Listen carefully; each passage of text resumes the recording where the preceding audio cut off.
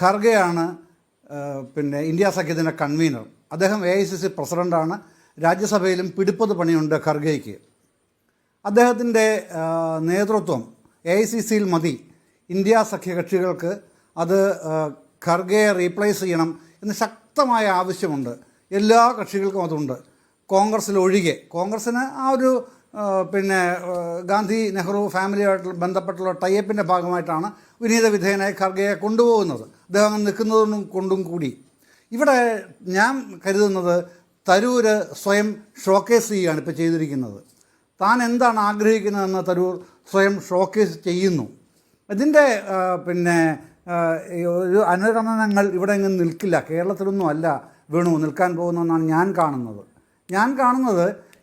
ഇപ്പോൾ ഈ പുതിയ നീക്കത്തിലൂടെ ഇപ്പോൾ ഈ ലേഖനം അതൊന്നും ഒരു പ്രശ്നമല്ല. പക്ഷേ അതുകൊണ്ട് കിട്ടിയ ഒരു ബോണസ്, തരൂരിന് കിട്ടിയ ബോണസ് എന്ന് പറയുന്നത് പിന്നെ ഇടത് കക്ഷികളുടെ, പ്രത്യേകിച്ചും CPMൻ്റെയും CPIയുടെയും ദേശീയ തലത്തിൽ തരൂർ ഇന്ത്യ സഖ്യത്തിൻ്റെ കൺവീനറാകുന്ന നയത്തിലെ ഒരു നടപടിയിലേക്ക് വന്നാൽ, അല്ലെങ്കിൽ ഒരു ക്ലെയിം വന്നാൽ, ഈ ഇടത് കക്ഷികൾ എതിർക്കില്ല എന്നുള്ളത് അതിൻ്റെ ഒരു പിന്നെ പിന്നാമ്പുറങ്ങൾ ഇതിൽ വായിച്ചെടുക്കാം. ഇനി അതിന് മുമ്പോട്ട് പോകുമ്പോൾ എങ്ങനെയൊക്കെയാണെന്നുള്ളത് ഈ ഓരോരോ ദിവസങ്ങളിലും അതങ്ങനെയാണ് ഡെവലപ്പ് ചെയ്ത് വരുന്നതും.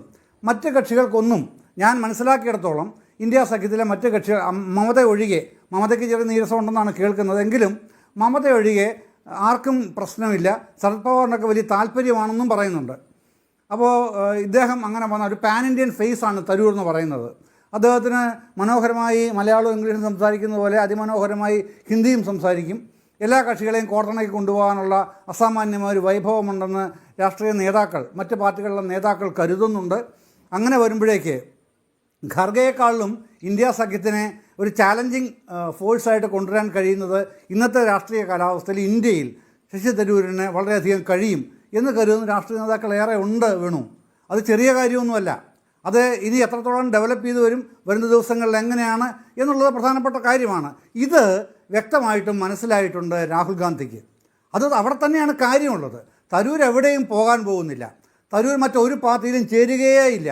അക്കാര്യത്തിൽ താങ്കൾക്ക് ഒരു സംശയവും വേണ്ട. ഇപ്പോൾ ഇവിടെ എല്ലാവരും പറഞ്ഞല്ലോ അദ്ദേഹത്തിൻ്റെ ലേഖനം, അദ്ദേഹം എന്താണെന്നുള്ളത് ആ ലേഖനത്തിൻ്റെ ആദ്യ പാരഗ്രാഫിലുണ്ടെന്നേ.